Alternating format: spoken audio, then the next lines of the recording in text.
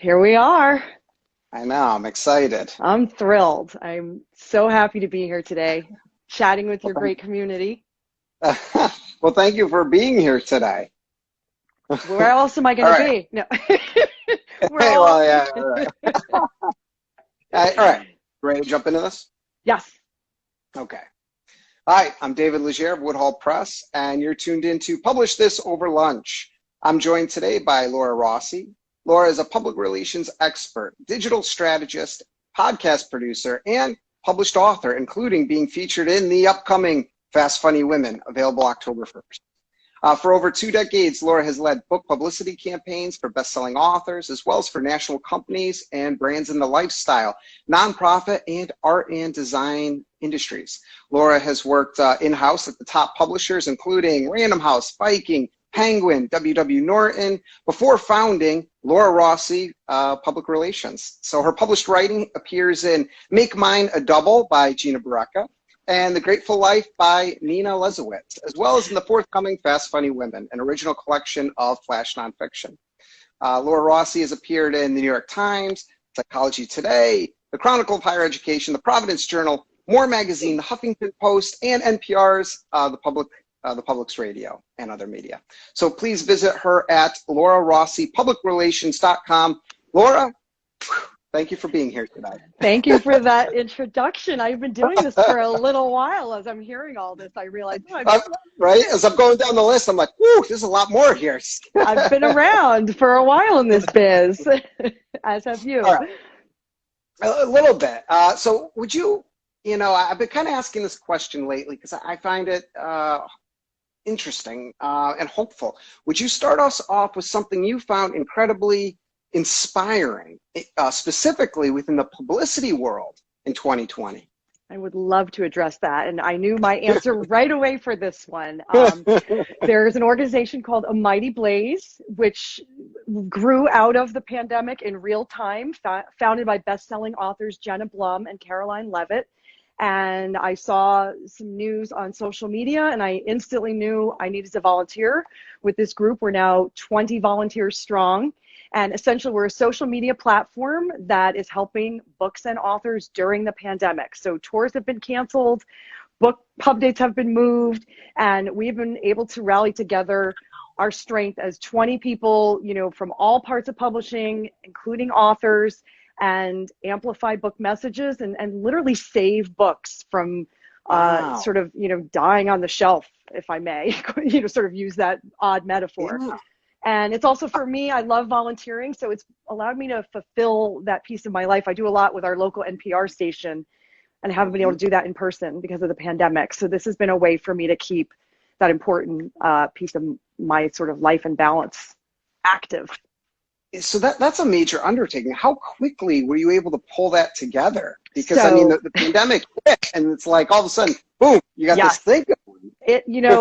One of our founders, Jenna Blum, talks about how we're sort of building the plane as we fly it, and we really are. It was just, people started volunteering, looking at their skill sets within sort of the first week of those stay-at-home orders in March, David. So around, in the Northeast, around March 13th, a lot of stuff shut down, as you probably remember, and people started tweeting and posting on Facebook and really using social media to say, what can we do to help one another?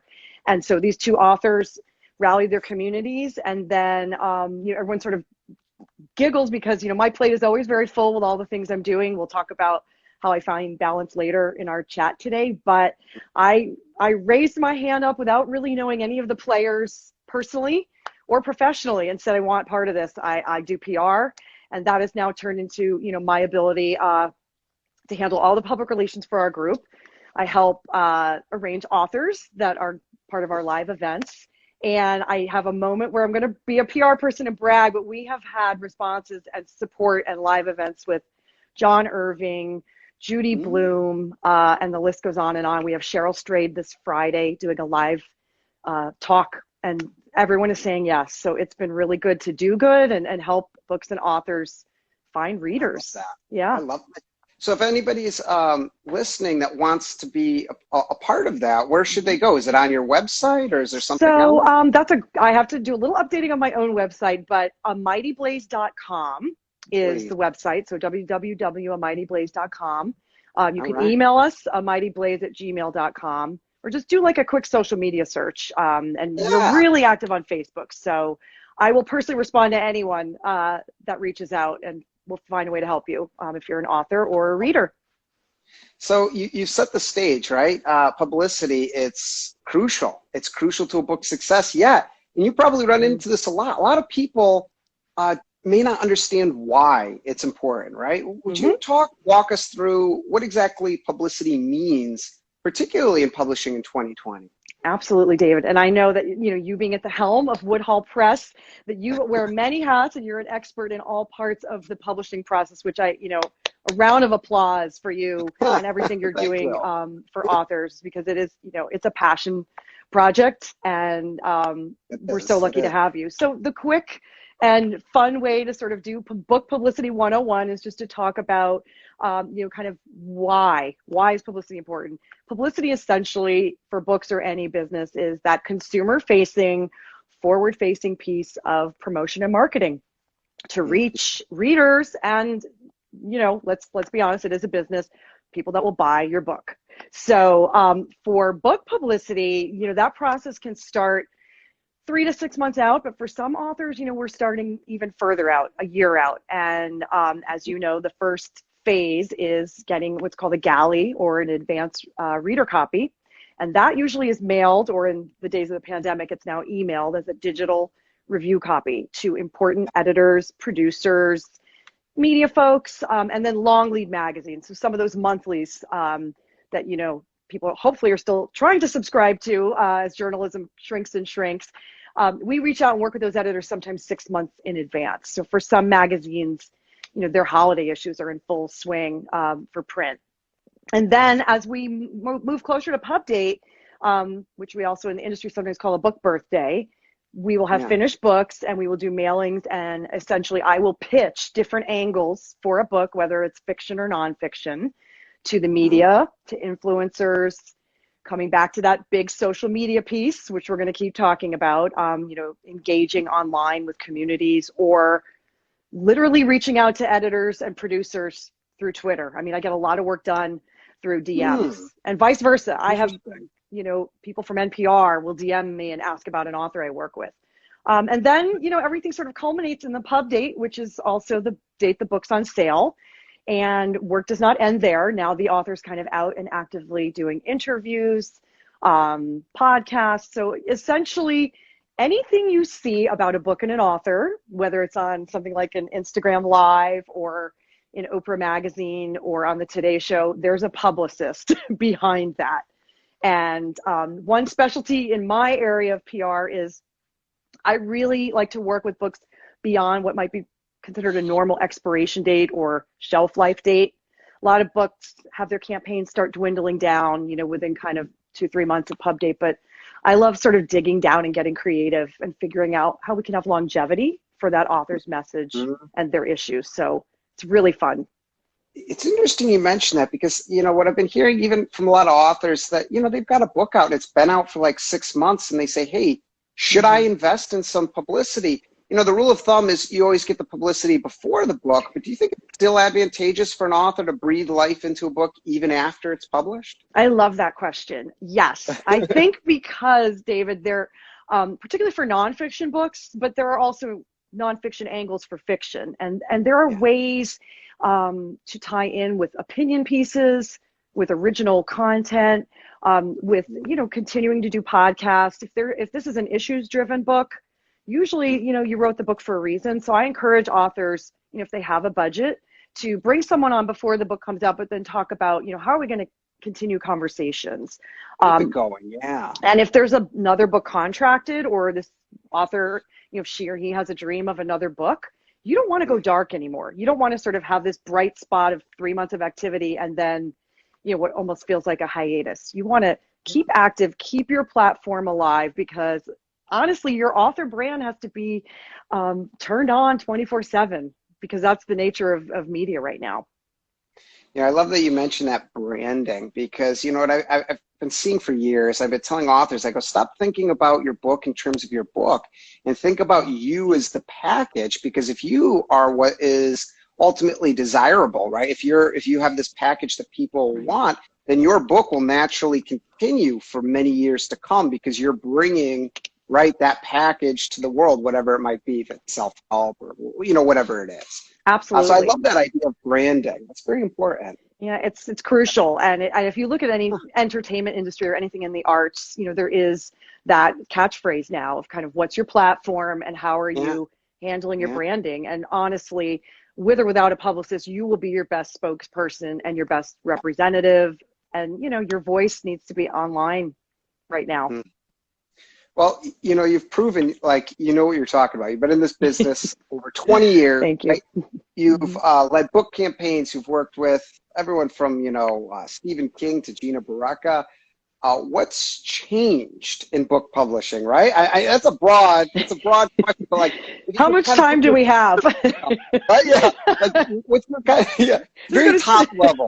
Right. Top level. What's like your sense of how it's changed? Sure. We only have 30 minutes today, so I don't want to turn our lunch chat into maybe even just like dinner. over the last 2 years. We'll still be doing this at dinner time. So I'm going to say I sound a little bit like a broken record with this, but it is the emergence of digital. So digital media and then social media. So I made a couple notes just thinking about even the last 10 years since I've been doing this for over 2 decades, getting closer to 3. So of course, we're familiar with Facebook and Twitter and, all of that jazz. But, right now, when we talk about author brands, for certain books, it's appropriate to be on Pinterest. If you have a visual book or an art book, Instagram, then there's some crazy things the kids are using like TikTok and Snapchat and different ways to align with brands. So, I'll go back to saying it's social media, it's digital media. And, the other thing I will say is that having a good website is also important. Yeah. Yeah. I have heard that, like, not to toot my own horn, but like, I feel like my website, I put a lot of time in it, dlleger.com for anybody listening, dlleger.com. Check it out. I've gotten so much, like I've gotten feedback from people like, oh yeah, I wanted to work with you because I just found your website. And I'd be like, really? My website? And I had no idea how important a website was until like about a year ago. Yes, and that's something I spent a lot of time educating my authors about because they really are sort of like, do I really need to spend money on somebody doing a website for me? And, you can do $1,000 website, you can do a $10,000 or $15,000 website. And I think, take a look at your budget, but remember that your website is your primary digital footprint. Yes. So when everyone goes on our favorite search, box of Google, you want your website to come up because you're really not going to get a full snapshot of anyone's offerings on their Facebook business page. You'll be scrolling and seeing content, but, I want to know how to reach you. I want to know what you've done. For you, you have a lot of diversity, with acting, writing, your publishing house, teaching, being a prof. I'm not going to get that anywhere else. And I think it's worth investing in, even more than a publicist. And I shouldn't even, I shouldn't make that distinction. But if you have a little money lying around, I would put it into a great website. And the other thing that I hear over and over again is make sure you have contact information on there. So not just your social media buttons, but either a form or a direct link to an email, because people, are still kind of not putting that in a really discoverable place on their sites. Yeah, that's and I would say if anybody's on a budget, when I was even working on mine, I got a tip from someone else. Go to the top people that you respect, authors, whoever it is, look at their website. Mm-hmm. And I love Pierce Brown. If anybody loves like the Red Rising, like that whole science fiction series at the young adult, I love it. I went to the Howler Fest 2 years ago in California, but I went to his website and I was like, I love his website. So I told the designer, I go, can you just kind of copy his website? Yeah. And it was so much easier because all the pieces were in place. So anybody, full disclosure, people that say, I love your website, I did emulate it off Pierce Brown. I will. But, flattery is like the highest form of praise, really. So that's absolutely true. And, like I said, you wear many hats heading up Woodhall Press. So aesthetics are important. And, there's usually some kind of template, whether it's for a book cover or a website or, letterhead that is just going to appeal to your personal taste. So that's a great tip. And that can save you on the design side if you have a little bit. Yeah. You mentioned Twitter, and that's something because whoever I've been talking to lately, I've been hearing conflicting thoughts, and you're one that just said Twitter has been working really well for you. You've been getting a lot of messages through it, a lot of business. So do you think Twitter is still very much relevant? It sounds like you do. And I I do like think it's relevant. So as you probably know, and folks watching, oh, hi Patricia. My former assistant just signed on. So, each platform is really, hitting a different audience. So the Twitter audience, it can be dangerous. There can be sort of people piling on, there can be negativity. I find it works really well for me because of the news cycle. This 24/7 news cycle. I always talk about Twitter, being a good New Yorker that worked in, Times Square. It's like a ticker. It's like that ticker you would see in Times Square that, does the stock market. It's moving quick. It's moving in real time. And so when you have contacts and connections and relationships, people can find you there. And I do think it's not the same community as Facebook, which, skews a little older. It's a different user, which is, again, a different user from Instagram. But I do think if you are looking at hashtags and you're in relevant conversations, particularly tied to breaking news, yes. And if anyone's afraid to try Twitter, my first kind of advice to authors that want to like dip a toe in is just observe. Just get on there and observe and see what people are talking about.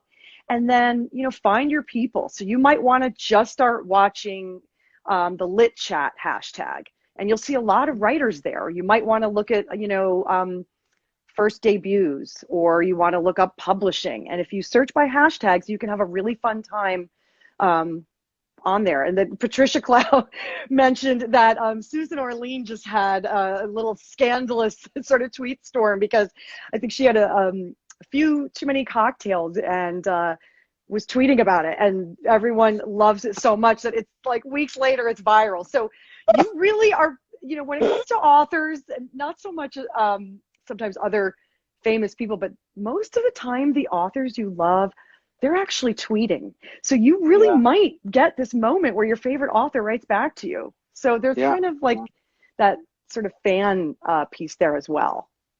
I love that you mentioned that. And I think that's, in no other time in history, right, have we had this availability to sort of step inside our heroes' heads, right? Celebrities, and like actually get a live stream feed of what somebody's thinking as they're sitting at the breakfast table or something. So I think that intimacy is interesting, right? It plays I think this something is a special time right now where we're really, the curtain's pulled back on all of us and kind of stripped down. And so it's fun whether, you're like talking, through comments to Mary Gaucher during one of her, live music streams, or Susan Orlean's, you're watching her in real time, tweet while she's snacking after, a couple of cocktails.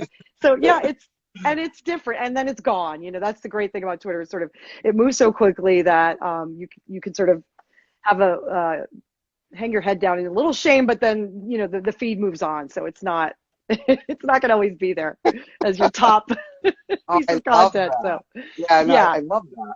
All right, so people can follow me. I'm at Book PR Girl on Twitter, and you can just see, I'm active here and there, but I mostly, sort of go for the entertainment. And I have certain reporters I follow, like Katie Roseman at the New York Times, Publishers Weekly, and it lets me keep up on news too. So. And also, right, for anybody listening, anybody that follows you, for example, and they follow somebody else, and they develop that online friendship, that counts as a form of networking. And in time, right, if something were to develop and you had a project, if you had developed that online relationship with someone, it might be easier for them, right, to maybe make a script or seek a piece of advice. So there is something to be said about that online networking. Yeah, and for some reason, Twitter is the place, maybe because there's more media people using it. I almost have to dig down and figure out why, but that's the place where I get the most, like direct messages. They can DM you in a way, for people that don't use Twitter regularly, that no one else sees it. So it's a private message, like an email. And I definitely, big time journalists and then, bloggers, or, people that are just trying to figure out how to break into publishing. It's a whole mix of people, but I'm astounded every time, like a top level producer reaches out to me through Twitter. Oh, I love that. Isn't that cool? Um, So I'll see you yeah, there. You got to get on there. I got to get on there. Admittedly, I'm like a Twitter Luddite. Like we have Twitter, but like the Woodhall, the other guys have been handling the Twitter account, so I gotta step it up. Yeah, we need you Uh, on there. We need you, David. all right, I got to get on this. So I was going to ask you for a piece of advice that you could give any author, writer Mhm. that they could use today. And it sounds like two pieces of advice have already come out. One, get a great website. Two, get on Twitter. Yes, But yes, is there, yes. is there There's anything a, else? I had one other one, which is when, you're thinking about your book, the book you're writing, the book that's in your head, wherever it is in the process. Please think about who your audience is. This goes for fiction and nonfiction, and you are going to have more to say about this than I am, but really, think about who wants to read this book and maybe, add on that little bit of why. And it Yeah. goes for, whether or not it's just a great story or it's a memoir and it's your personal story, you think it can help parents, but have that focus because you will go back to that again and again when it comes time to talking to booksellers, Mhm. eventually doing author events, when you're marketing your book, promoting your book, if you have that pitch down essentially, and it could also mean just you're jotting notes down about comparative titles that your book might be similar to, or a blend of, John Grisham meets Stephen King. I mean, sure, those are like high level names, but it could be like Nora Ephron meets I don't even know, like Taylor Swift. So it's just really just putting a pin on a map to sort of claim your spot in the publishing world. And so I really think that's important to just go through that in your mind. That I love that because that's like the 2020. I would just say I've been trying to keep that in mind the most in 2020, but just in life is one, know yourself, and two, know your audience. And I feel like Oh, not a that's, lot of yeah. people do that.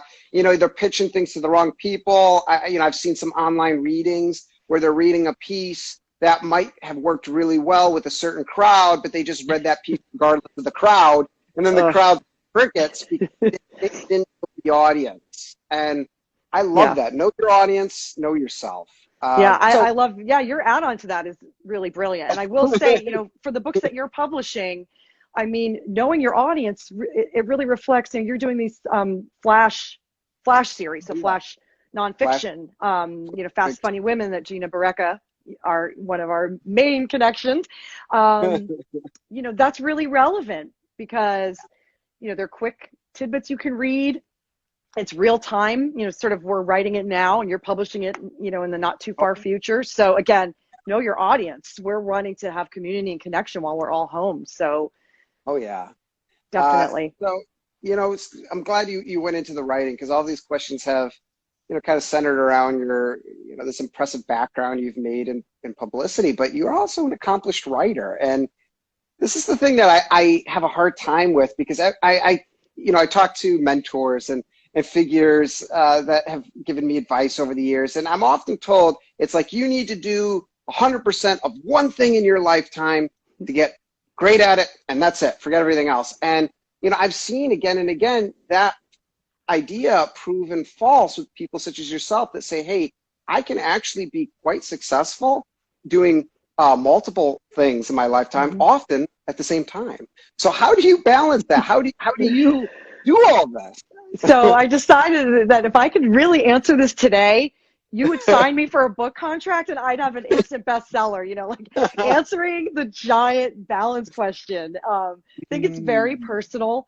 But I agree with you that when, you look at your projects and your work, your professional work, kind of your personal goals, dreams, or hobbies, and if you can find some interconnectedness, then I do think you can find balance.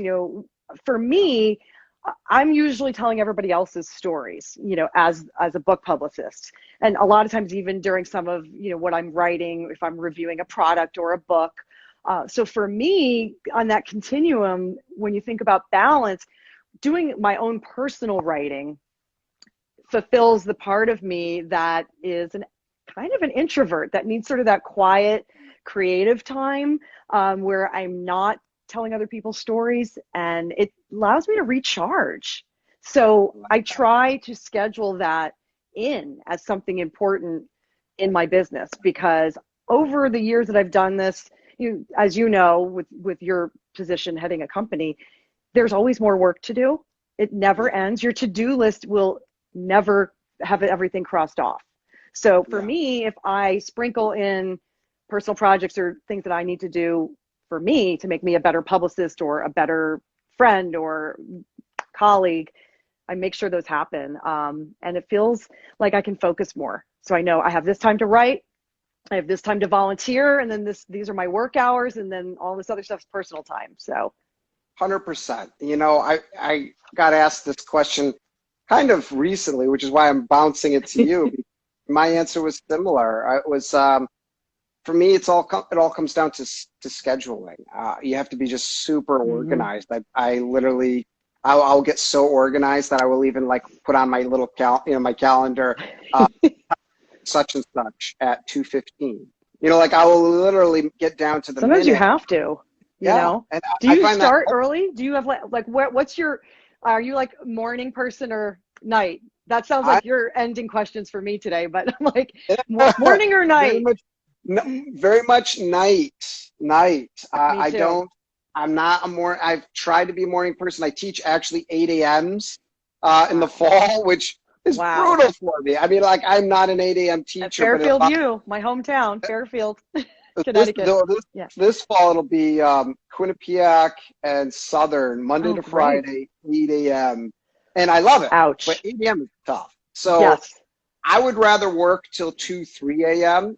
and then sleep till 10, 11 a.m. I'm one of those people. And I very much, I get most of my work done, I feel like, between like 10 and like 2 a.m. I that's kind of like the magic hour for me too. I don't have the luxury of sleeping in late because I have twins, but for me, it is just, there's something about kind of my rhythm and my work style that I can get a lot done later in the day. And so that's when I might save some time for my personal writing, for example. So I love that you added this question, morning or night person. I think this is going to be the new thing. Can you add it to your closing? I love your wrap up, which we're teasing everyone. Well, we're going into the wrap up. So now we've got morning or night person. That's now established. Coffee or tea? This one I took. This is the most serious question. I'm glad you let me know this is coming in advance. So it's coffee. And specifically, I wrote it down. It's Pete's Sumatra, which is a dark roast. And splurge that we have in our house is that we get it directly mailed from Pete's within 24 hours of their grinding it for us. Wow. All right. So it's delicious. Okay. What gets you up each morning? One quote, motto, song, something that makes you embrace the day. Okay, I love this, and I love that I see your guitar in the background. So fully like music, there's a soundtrack to my life all the time. And the answer for this is, you can't get better than this, but the Rolling Stones. And I think often of the song, You Can't Always Get What You Want, because of the line that you can't always get what you want, but if you try, sometime you find you get what you need. And I feel like we don't know sort of what's coming our way. We think we have control. We think, we can set out on a certain path and we're going to check boxes off. But a lot of times, we have to be agile and we have to like shift, or use the overword of the pandemic, pivot. And, my early blogging days, that was kind of the impetus behind some twin parent blogging I did like many years ago about, okay, this is what I've got. So we could have an entire discussion just on what I call the corporate buzzwords, right? It's this whole like, we're gonna pivot, change gears. We got the top down. We got the. Can we do a book on that? Can we do something on that? Because it's also like, I use some of these words and I'm kicking myself, like, pivot, agile, like, it's just circle back. I think circle back, like I love Rebecca that. and I, who we haven't talked about enough today, but she and I are always like, we have this word list that we just cannot stand. So maybe we need the professor to help us with that. That'd be good. All right, and lastly, what's a piece of advice or a tip or something for just anybody viewing? Maybe they're not even, a writer. They're just, what's a takeaway you would have for anybody from this conversation? Awesome. Well, first of all, thank you everyone for coming. Thank you, Gina Barreca, for connecting David and I and all the great Gina. things that you've ever done for my career. So I do have like a three-pronged piece of advice to leave everyone with, which kind of ties into our chat, which be authentic. Like really, your voice matters. You have a story to tell. Even if you're not a writer, just know that your voice means something, and use it. Be a team player. I am all about collaborating and partnership. And the third piece ties right to that, which is just pay it forward when you can. I have had so much just luck and ability to work with great mentors like Gina, all of my bosses in New York. Everyone has been so wonderful about paying it forward and being generous. And so I really try to do that. I think it attracts the greatest stuff in the universe if you're doing that and you're partnering and you're just being who you are. So that's Laura Rossi's the tip of the day. So be sure to check out Laura Rossi, publicrelations.com. And if you have any questions, any follow-up thoughts on this, feel free to contact me at david@woodhallpress.com. And thank you again for being here today, Laura. This was awesome. Thank you. This was so fun. I look forward to more chats. All right. See ya. Bye.